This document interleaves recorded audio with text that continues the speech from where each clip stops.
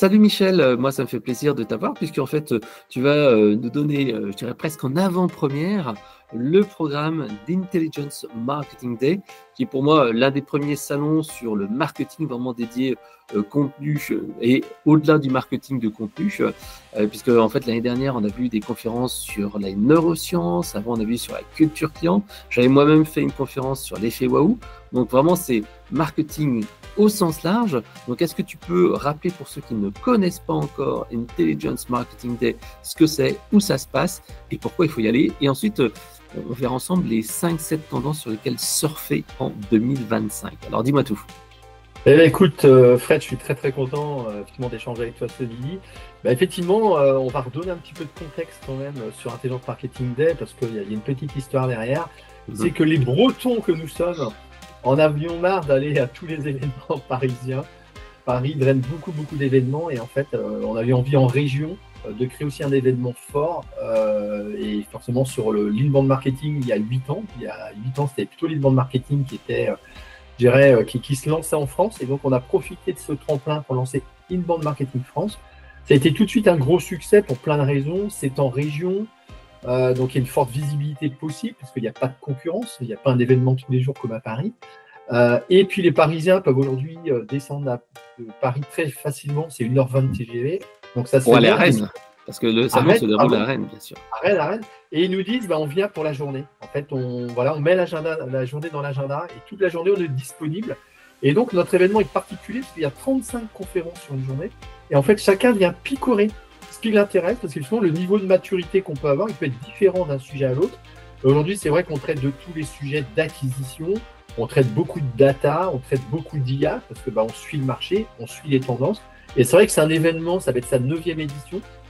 Ça aura lieu le mardi 17 juin à Rennes. Et effectivement, l'année dernière, c'était 900 directions marketing qui étaient présentes. Et puis, c'est aussi un buzz assez colossal des influenceurs, des speakers, etc. Et autre élément de notre ADN, c'est qu'il y a toujours des speakers un peu stars qui viennent. On a quand même, je pense qu'on peut quand même s'en vanter un petit peu à Rennes, d'avoir eu Seth Godin, d'avoir eu April Dunford, d'avoir eu Rand Fishkin. C'est quand même des stars mondiales du marketing qui viennent. Et cette année, on a une star. Je ne vous le dis pas encore pour vous rester jusqu'à la fin. Mais effectivement, voilà, on a un super programme. C'est un événement où on peut rencontrer tous ses pairs sur le marketing, sur le digital. Voilà, c'est vraiment un bel événement et il est particulier puisque je le gère à titre bénévole. Il est toujours à but non lucratif et il est toujours avec des étudiants en projet tutoré. Donc, on n'a pas changé de ce qu'était notre organisation malgré le succès. Malgré la place qu'il a pris, puisqu'il est quasiment premier événement français aujourd'hui. Voilà, on n'a pas changé notre ADN. Et on nous dit souvent, c'est un événement généreux. Et le public trouve que l'événement est pourvu, puisqu'il n'est pas commercial. Donc c'est vrai que c'est particulier dans le paysage de l'événementiel. Ouais, c'est vrai que c'est intéressant. Il y a plein de conférences, donc des plénières où tu as vraiment ces fameux intervenants de qualité qui sont là pour donner des conseils. C'est quasiment de la masterclass, hein, puisque il y a vraiment des infos généreuses. Après, il y a des ateliers qui sont beaucoup plus confidentiels sur des sujets plus précis. J'avais bien aimé, il y avait des ateliers avec Bruno Finansky sur LinkedIn, par exemple. Il y avait Stéphane Truffem aussi également. J'avais assisté à quelques ateliers sur le branding après Delford. Il était vraiment génial. Et même moi, tu vois, j'ai appris des trucs et je trouvais que c'était vraiment des invités stars que tu réussis à trouver qui sont vraiment différenciants et qui permettent en fait de sortir un petit peu, prendre du recul. Et ce genre d'événement-là permet d'avoir des insights, des idées. Et après, on rentre chez soi et on se dit, ah tiens, j'ai vu ça, je vais le mettre en application. Ça, je trouve que c'est vraiment génial. Ouais, c'est vraiment ce qui ressort. Alors, il y a une chaîne YouTube qui s'appelle, alors aujourd'hui, c'est Intelligence Marketing Day, parce qu'on a changé de nom il y a 2 ans maintenant, pour suivre la tendance et puis relooker un petit peu tout ça. Et puis parce que la data IA a pris la place. Et donc, sur cette chaîne, on retrouve une grande partie des captations et de ce qu'il faut retenir. Donc, ça permet si vous avez raté l'année dernière, ça permet d'aller, en tous D'avoir les une cas, idée, oui. vidéo. Et effectivement, l'ADN, elle est de donner et d'expliquer avec avec un côté vraiment très pédagogique, tous les leviers pour développer son business. Et c'est vrai que ça évolue beaucoup. Et donc, on a ce que tu disais, on a des conférences plutôt inspirationnelles où là, on prend un peu d'auteur et on se pose des questions sur des sujets. Donc, il y a des tables rondes. Donc, les formats, il y a des interviews. Et puis, on a des masterclass workshops très, très pragmatiques où là, effectivement, on dit comment on fait. Alors, tu citais Bruno et Stéphane Truffem, Bruno Freelansky et Stéphane Truffem, qui n'ont pas pu s'empêcher de revenir cette année et qui m'ont sollicité et qui viendront faire du coup un workshop sur comment débuter dans l'IA quand on n'y connaît pas grand-chose. Et donc, ils vont nous proposer quelque chose de très, très sympa. Donc, typiquement, ça fait partie des fidèles qui essaient de nous présenter du coup un workshop. On va retrouver aussi Célim, qui a sorti un très beau livre sur le copywriting et qui sera du coup présent. Alors, c'est Céline Nederhofer. Avec les mots magiques. Voilà, avec les mots magiques, très très beau livre que je vous conseille de lire. Je ne dis pas ça que c'est un très bon livre parce que j'ai un mot dans la liste, hein, mais c'est vrai que c'est un bon bouquin. En plus, il est dispo en audio, lu par Célim. Donc en fait, même moi, tu vois, j'ai le bouquin papier et j'ai quand même acheté la version audio. Ouais, c'est sympa. Non, c'est un livre que j'ai apprécié de lire. C'est un vrai best-seller, comme tu as pu en faire du coup sur le gros marketing. Donc ça fait partie des beaux best-sellers du coup des livres à lire. Et je crois que le tien est en réédition. Ouais, 10 000 ventes, gros hacking V3. Ouais, c'est vraiment super. Donc voilà, donc je vous le conseille aussi. Ça fait partie des livres vraiment à lire en ce moment. On va forcément travailler aussi sur le branding parce qu'en fait, le branding revient dans les grandes tendances. Aujourd'hui, 64% des CMO estiment qu'il faut repositionner le branding. Pourquoi? En fait, on est parti pendant une décennie là, sur la lead gen tout azimut. Et on a bien souvent oublié de retravailler son positionnement, sa marque, sa plateforme de marque, etc. Alors qu'en fait, il faut bien faire la différence. Et la différence se fait aussi sur l'image qu'on peut donner. Non, mais tu as raison, parce que le problème, c'est que quand tu es dans un environnement concurrentiel un peu compliqué comme maintenant, la personne doit se dire, mais pourquoi je prendrais vous plutôt qu'un autre? Et on voit bien que dans des environnements un peu matures, comme nous, dans la relation client, les gens se disent, mais vous faites tous un petit peu la même chose. Expliquez-moi, dites-moi ce que vous êtes différent. Alors, bien sûr, il y a le fonctionnel. Il y a aussi, on va dire, les services, mais il y a aussi les valeurs qu'on partage. Je sais que le Made in France, toi, tu es un grand fan du mais produit en Bretagne aussi, c'est expliquer aussi ça, les valeurs RSE aussi, ça c'est quelque chose qui est important de valoriser parce que quelque part entre deux prix similaires ou proches, parfois, c'est vrai que je l'ai vu il n'y a pas longtemps dans un webinaire sur le B2B, finalement c'est peut-être pas juste le prix qui compte, mais ce petit truc en plus, comme tu l'as dit, est-ce que c'est le positionnement, est-ce que c'est la vision qui va permettre de dire, ok, je penche plutôt pour cette personne-là parce qu'elle a des valeurs qui sont proches des miennes. Ouais, je partage ce que tu dis. On voit bien qu'aujourd'hui, il y a besoin de retrouver de l'authenticité, qui est quand même un élément très important de la nouvelle tendance dans les contenus. Il faut que les contenus soient authentiques, il faut qu'on arrête un petit peu de tout automatiser à outrance. Et effectivement, le branding reprend sa place. Donc, on aura un très beau masterclass avec Thomas Husson de Forester, qui nous fait le grand plaisir de revenir du coup sur cette 9e édition. Et le sujet, c'est quand les fake news font mal aux marques. C'est-à-dire qu'aujourd'hui, et on voit bien qu'il y a aussi des fake news, etc. On est dans un monde qui évolue sur les réseaux sociaux. Il y a plein de cas de fake news qui font mal aux marques. Et donc, il va bien nous expliquer comment ça fonctionne, comment les déjouer. Donc, c'est une très belle conférence qu'on va voir sur les marques. On a aussi un sujet clé qui est important. C'est aujourd'hui, on est quand même dans la crise, même si c'est un mot qu'on n'aime pas dire. Mais on voit bien qu'avec tout ce qui se passe un petit peu autour de nous, j'ai envie de dire que chaque jour chacun un petit peu est frileux. Et ça, on le voit, c'est cette frilosité. Alors, est-ce que tu vas investir? Est-ce que tu vas acheter un nouveau produit, un nouveau service? Ou tu dis, je vais peut-être faire attention. C'est vrai que ça, c'est un nouvel environnement concurrentiel. Nous, je crois que c'était, il parlait des 30 glorieuses et qui étaient passées. Je crois qu'on parlait des 30 extraordinaires ou je ne sais quoi. On y était en plein dedans. Maintenant, c'est 30 extraordinaires. Ça, on voit qu'on touche les limites, quoi. Ouais, on touche les limites, et sachant que le premier élément qui fait qu'un client va acheter, c'est la confiance.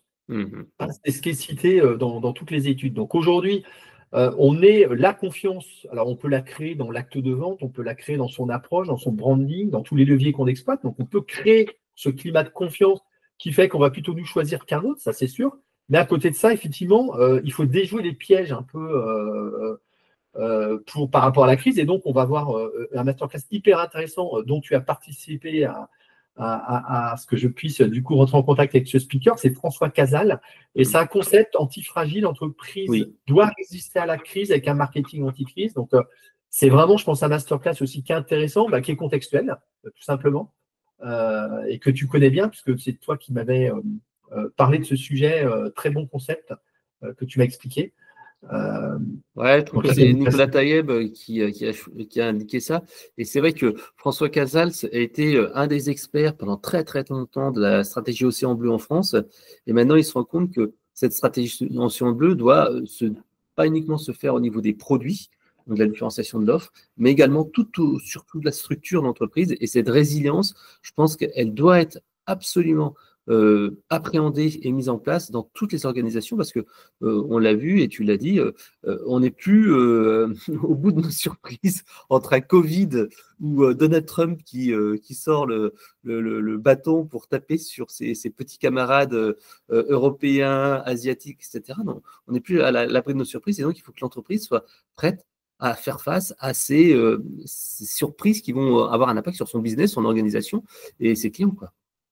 Ouais, il y a une vraie instabilité du marché. Maintenant, il y a aussi des espaces d'opportunité, hein. Je pense qu'il faut aussi être positif.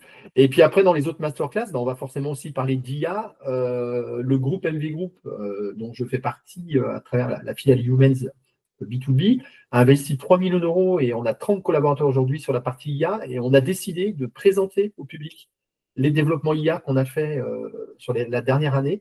Donc, c'est David Couriot, qui est responsable d'IA chez nous, qui va venir Ouais. présenter du coup ça. Donc, c'est vraiment intéressant parce que c'est du concret, c'est des réponses à des besoins internes et clients.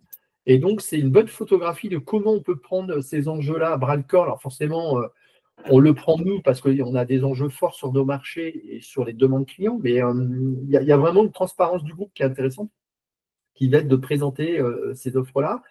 Et puis, dans la suite logique, j'ai eu envie aussi de partager du coup les bonnes pratiques. C'est-à-dire qu'en fait, aujourd'hui, il y a des CMO qui cartonnent dans leur société, qui ont bien développé l'activité, qui ont trouvé les créneaux, et puis qui ont aussi des fois des écueils expliqués, dire on a essayé ça, ça n'a pas marché. Donc, j'ai eu envie de faire une table ronde de 3 CMO vraiment du moment, qui ont vraiment une connaissance forte et qui vont présenter leurs bonnes pratiques et peut-être aussi des écueils sur des stratégies. Et donc, on aura Alexandre Neuras de Protis, Charles Kerkarava d'Apizi et puis Daphné Vogelgesan de Mondial Relais. Voilà, donc c'est vraiment intéressant. C'est une table ronde de partage, de générosité sur les bonnes pratiques, sur les tendances du moment, ce qui a été testé, ce qui marche et ce qui ne marche pas. Donc voilà, donc un beau programme masterclass dans notre stratégie éditoriale qui sera complété par des partenaires experts métiers qui viendront parler de call tracking, de data, d'acquisition, de social media, etc. Donc en fait, on a vraiment un complément entre nos choix éditoriaux, nous, du comité éditorial dont tu fais partie, Fred, où effectivement on essaie de trouver les meilleurs sujets du moment, c'est ce qu'on construit là, et qui se complètent avec des masterclass partenaires plutôt experts qui vont la présenter clairement des cas clients avec des clients présents pour montrer concrètement comment on peut mettre en œuvre des stratégies. Donc ça, c'est vraiment le côté workshop, masterclass. Mais à côté de ça, on a des confs inspirantes et on en a 5. Et donc là, c'est vraiment, vraiment de l'exclusivité, parce que le programme, c'est demain.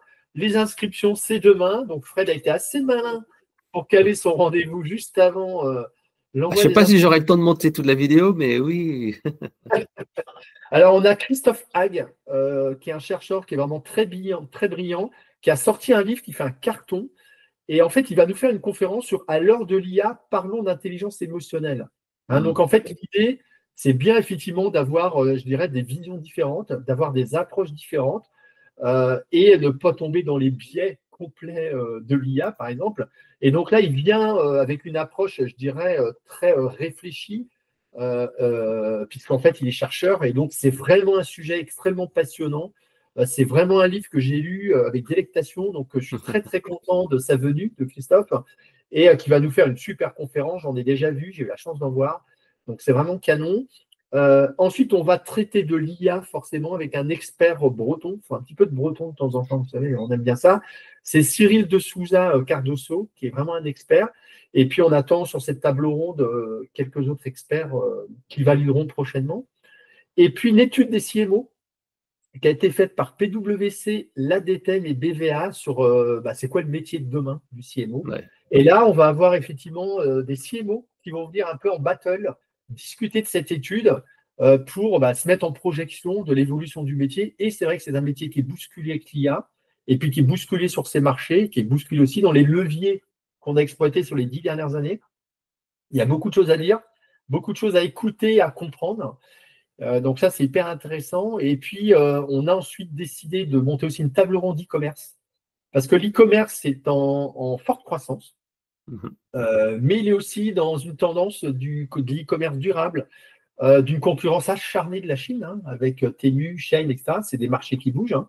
Voilà, et donc c'est vrai que c'est un sujet, et il se développe d'ailleurs dans le B2B, hein, croissance de 40% l'année dernière. 40% de croissance, du coup. Oui, et Voilà. puis même tu vois, le B2C, on voit bien que ça va être lié à la conjoncture économique et ça peut facilement freiner. Avec le B2B, tu as quand même des relations qui sont plus stables, qui sont plus sur la durée, il y a plus de volume, plus de spécificité. Et c'est vrai que j'ai fait une table ronde avec Olivier Sauvage, qui est spécialiste CX, et il y avait aussi Jean-Paul Crène de Fédéo, le syndicat des e-commerçants d'Occitanie. Et c'est vrai qu'il nous disait que l'e-commerce B2B a un énorme potentiel parce qu'en fait, il y a vraiment des besoins spécifiques et il y a encore une digitalisation qui n'est pas encore faite. Il y a encore beaucoup de commerciaux, beaucoup de choses qui se font de manière traditionnelle, par email, par échange téléphonique, alors que il faut, comme on l'a fait dans les autres secteurs d'activité, digitaliser ce qui n'a pas de valeur et au contraire, mettre de l'humain quand il faut et ajouter de l'IA lorsque ça peut apporter de la valeur supplémentaire. Oui, clairement, puis on parle beaucoup du self-service, hein, depuis un certain Oui. temps. Donc on citait des fois des chiffres, on disait 60%, 70% du parcours d'achat se fait sans l'échange avec un commercial. Et puis des fois, là, on lit 100% dans certains cas, une tendance self-service forte, hein, qui arrive aussi dans le B2B. Oui. Donc effectivement, ça fait partie des grosses tendances. Donc là, on aura une table ronde avec du coup Clotilde Goffard d'ID Market et de Marketplace, et puis d'Espace Émeraude, Lucie Carcaillon. Et c'est aussi intéressant d'avoir effectivement des formats différents, et puis ça va se compléter là, dans les semaines qui viennent. Alors, on va avoir des formats différents d'e-commerce qui s'adaptent à des marchés qui ne sont pas les mêmes, donc hyper intéressant. Et puis la cerise sur le gâteau ou l'invité d'honneur, c'est Pam Dibner, qui est deuxième dans le top 30 des meilleurs speakers marketing mondiaux, qui nous fait le grand plaisir de venir à Rennes. Donc, on continue à avoir toujours des stars internationales qu'on ne voit nulle part ailleurs. Donc voilà, c'est un vrai plaisir en tous les cas d'avoir ce niveau de programme qu'on propose au public. Et puis voilà, et après, c'est le public qui nous dira si ça a répondu aux attentes et Je aux suis sûr que besoins. oui, parce qu'à chaque fois, on voit les panels d'intervenants et c'est vraiment passionnant. Et puis, c'est vrai que tu l'as dit, il y a aussi cet aspect networking que vous avez un petit peu plus mis en avant cette année. Qui est important, c'est de discuter, se revoir. Et moi, je sais qu'à chaque fois que je fais des événements, je passe souvent plus de temps en off, soit avant, soit après, pour échanger, pour discuter et mettre en place des partenariats. Là, j'ai fait le salon All for Customers où tu étais. Je pense que j'ai pris une vingtaine de selfies chaque jour minimum. Et en fait, toutes ces personnes-là, après, on se dit, tiens, on va se revoir, on va mettre des choses en place. Et j'ai booké mon agenda quasiment jusqu'à mai, tous les midis, pour justement essayer d'exploiter ces événements-là qui sont un moyen de voir des gens en vrai. Parce que LinkedIn, c'est vrai que c'est bien. LinkedIn, ça permet de créer du lien. C'est vrai que les emails, c'est bien. Mais se rencontrer en face à face, échanger, c'est tout ce qui fait la différence. Ah, c'est sûr. Alors cette année, du coup, on a un peu changé de format aussi pour proposer plus d'échanges. C'est qu'on a 2 fois 45 minutes où il n'y a pas de programme. C'est une volonté. Et où on peut, effectivement, en amont, avec une application, prendre des R0, des rendez-vous de 10 minutes pour échanger sur les stands sans perdre le fil des conférences qui se déroulent. Mais l'idée, c'est vrai qu'aujourd'hui, on a une des tendances de fond ou une des problématiques de fond, c'est de capter l'attention. Oui. On a une vraie problématique pour capter l'attention des prospects. Et donc, c'est vrai qu'aujourd'hui, je pense qu'on a envie de se voir pour de vrai, parce que la vidéoconférence, c'est bien. Les réseaux sociaux, ça a aussi des avantages. Mais on s'est vu à All for Customer, voilà, de discuter en vrai, d'échanger des sourires, d'échanger effectivement des problématiques réelles. Ça fait du bien. Ça permet de prolonger. Je pense qu'aujourd'hui, il y a quand même une maturité de la relation client qui fait que c'est quand même, on est beaucoup dans l'écoute client, dans l'empathie, et on essaie d'avoir des réponses quand même précises sur les besoins du client. Donc, voilà, il faut bien choisir ses partenaires, ses fournisseurs, mais je pense que c'est aussi un moment d'échange et ça doit le rester. Et ça fait partie des tendances, hein. Il y a un retour de l'événementiel qui est clair. On voit des fréquentations quand même assez fortes qu'on avait un peu moins vues. Alors, forcément, pendant le Covid, il n'y en avait pas du tout, mais après, ça s'avait un peu décliné. Et il y a des nouveaux formats, il y a des événements intimistes, 10, 15 personnes qui fonctionnent très, très bien. Et puis des événements, effectivement, comme celui-là, Et globalement, ils sont reconnus par la qualité du programme qui est proposé. Et je Oui. pense que la leçon de tout l'événementiel, c'est la générosité, la générosité, de la générosité.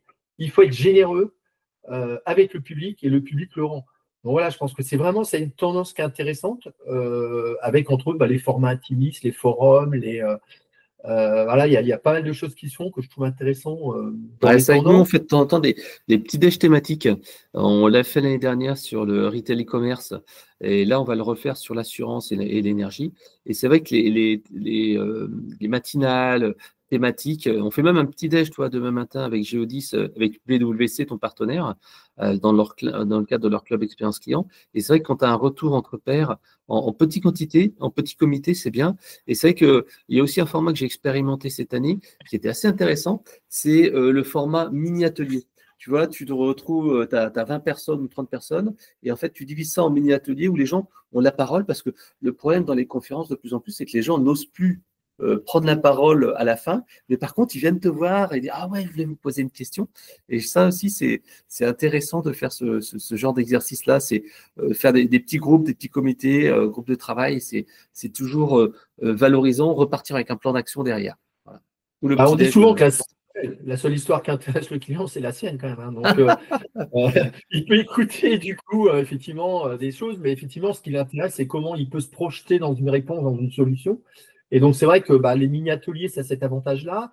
Et puis, dans les grosses tendances, qu'on avait dit qu'on évoquait aussi des tendances, il y a aussi tout ce qui est aujourd'hui personnalisation, segmentation. Mhm. C'est-à-dire quand on redescend, je pense que l'ABM en B2B, en tous les cas, a amené un regard nouveau sur le marketing, c'est qu'aujourd'hui, on parle de cercle de décision élargi, on parle de cercle d'influence, et on a un vrai besoin de segmenter ce qu'on amène comme information. On a besoin de la personnaliser, d'amener vraiment des contenus justement qui ont un effet waouh, qui capent l'attention, parce qu'effectivement, il y a un peu d'infobésité quand même.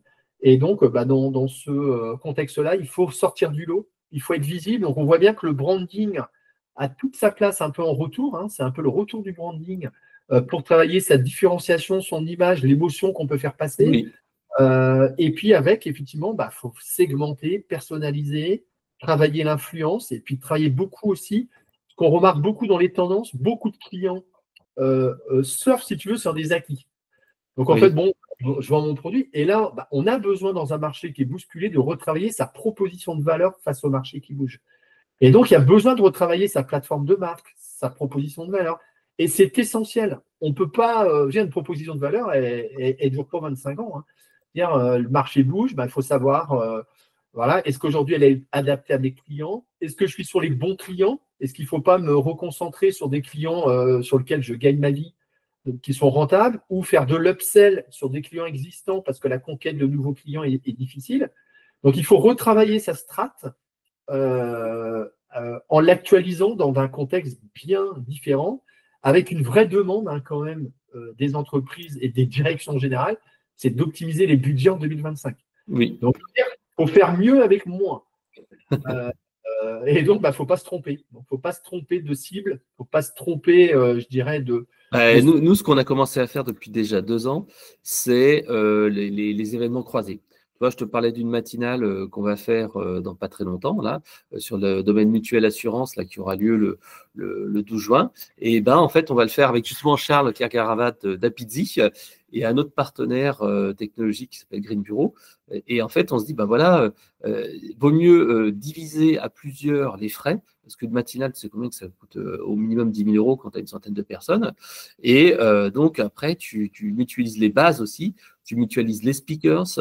Et ça, c'est vraiment quelque chose que nous, on a vu et qui est une très bonne tendance et qui permet vraiment j'allais dire, de sortir ton écosystème à toi, d'apporter plus de valeur, comme tu l'as dit, quand tu as différents speakers sur différentes thématiques. Ça, c'est quelque chose qui marche pas mal aussi. Ouais, le co-branding, le co-marketing, le co-événement, c'est hyper intéressant puisqu'on profite avec une entente qu'on a forcément avec notre partenaire, on profite de son audience et lui profite de la nôtre. Et Exactement. donc, ça peut se faire effectivement des ventes croisées ou des complémentarités. Et donc, c'est effectivement une vraie tendance qui est intéressante, puisqu'effectivement, dans un marché pour lequel la conquête est plus difficile, j'ai envie de dire que tout ce qui est intelligent, tout ce qui est collectif se ressent en plus. Il y a toujours un côté sympa dans une action collective et intelligente, c'est que le public le ressent. Il ressent Oui, la complicité. Et quand on parle de capter l'attention, de créer de l'émotion, bah, quand on ressent la complicité, la complémentarité de l'offre, l'envie de bien servir son client, bah, c'est des choses qui font avancer, on a envie de discuter. Hein. C'est tout simplement assez logique dans la vente. Ouais, tout à fait. Alors, est-ce qu'il y a une autre tendance sur laquelle tu voulais insister en amont du salon? Bon, alors l'IA, bon, je pense que ça, on a bu et rebu. Bah, c'est Est-ce que... clair. Bah, la data, en fait, la data, elle est au cœur du réacteur parce qu'en fait, il n'y a pas d'IA sans data. Et j'ai envie de dire qu'il n'y a pas de segmentation sans data. Et aujourd'hui, on travaille beaucoup sur l'intent data, donc la data d'intention. Oui. C'est-à-dire qu'en fait, il faut aujourd'hui travailler la data existante dans les bases et bien évidemment bah, savoir dans le parcours d'achat qui revient sur le site, qui lit quel contenu. On peut aujourd'hui tout simplement aussi avoir des listes de prospection qu'on intègre dans LinkedIn Sales Navigator, dans des listes, et suivre les posts faits par les personnes qu'on suit et du coup faire des approches contextualisées. Et puis, c'est aussi d'avoir les bonnes personnes au bon endroit pour les contacter, parce que tu as 30 à 40% des gens qui changent de poste chaque année. Et donc, les bases sont globalement assez obsolètes. Donc, en fait, il faut absolument que la data soit au cœur pour raffiner ses stratégies. Et puis, il faut avoir de la data d'intention. C'est quand même plus facile de contacter quelqu'un qui a un projet, qui est intéressé par un sujet, que de contacter à froid. Donc, ouais, l'item data est un enjeu. Ça se développe plutôt pas mal. Il y a pas mal d'outils qui permettent d'avoir aujourd'hui de la data d'intention. Dans les segmentations de data aussi, je trouve qu'il y a des progrès. On peut aujourd'hui avoir les data, par exemple, des entreprises qui sont sur la RSE. On peut avoir la data des entreprises qui ont, je dirais, une part de femmes plus importante. Voilà, donc on peut avoir de la data sur des postes. Voilà, donc il existe aujourd'hui des segmentations intéressantes qui permettent d'avoir des plans marketing plus précis, plus proches des enjeux qu'on peut avoir. Et puis voilà, donc je pense qu'il faut être bien équipé en termes d'outils, mais il faut effectivement travailler sa data, personnaliser, segmenter, je suis retravailler 100% d'accord avec toi. Parce qu'en fait, c'est vrai que nous, on a une solution de marketing automation qu'on utilise en interne avec le scoring traditionnel. Et maintenant, on l'enrichit grâce à l'IA. C'est-à-dire qu'avec Mistral, qui est super bon au niveau des données françaises, hein, vraiment, il surclasse tous les autres outils, et bien en fait, on a resectorisé nos clients sur les secteurs d'activité qu'on a en cible, parce qu'on n'a pas les secteurs d'activité APE. Et ça se fait vraiment très simplement, très facilement. Et t'enrichis ton CRM pour faire des actions plus ciblées, plus personnalisées. Nous, en l'occurrence, c'est du sectoriel. Et moi, je crois beaucoup à dépasser le simple scoring en disant, OK, tu as un responsable relation client, expérience client qui vient dans ta base, même s'il a téléchargé un petit contenu, vu sa profession, vu quelques mots-clés ou le type de société, tac, tu dois absolument devoir le contacter. Et ça, je trouve que c'est un gros sujets. Rappeler au bon moment, comme tu disais, bien cibler les personnes et pas faire de la masse. Oui, clairement. Puis aujourd'hui, tu as les notifications sur ton CRM des gens qui reviennent sur le site alors que tu les as contactés, tu les as dans Sales Navigator, tu as de la data qualifiée, donc il faut travailler un peu tout ça pour être au bon moment. Et c'est là qu'effectivement, on marque des points et on est en confiance. Et donc, l'objectif, c'est d'être en confiance avec le client, élargir les cercles de décision. C'est-à-dire qu'aujourd'hui, on est sur la prise de décision, c'est 5-6 personnes en moyenne sur des enjeux importants. Donc, il ne faut pas hésiter effectivement à élargir les cercles de décision pour gagner des contrats. Donc voilà un petit peu comment on doit s'équiper en tous les cas en 2025. Et puis le maître mot, c'est de recréer un contexte et un climat de confiance pour les affaires, parce que c'est la confiance qui est bien le premier moteur du business. Ok, merci pour toutes ces infos, ça donne vraiment envie de participer. Alors justement, on va essayer de passer à cet aspect opérationnel. Est-ce que tu peux nous dire, donc tu as parlé de la date, tu peux nous rappeler les horaires et combien ça coûte? Eh bien écoute, on va s'inscrire sur intelligencemarketingday.fr, qui est le site.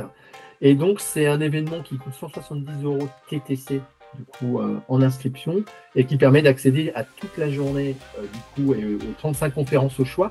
Et il y a des petites surprises qui dans certaines conférences, il y a des livres offerts. Je pense à Christophe Fag.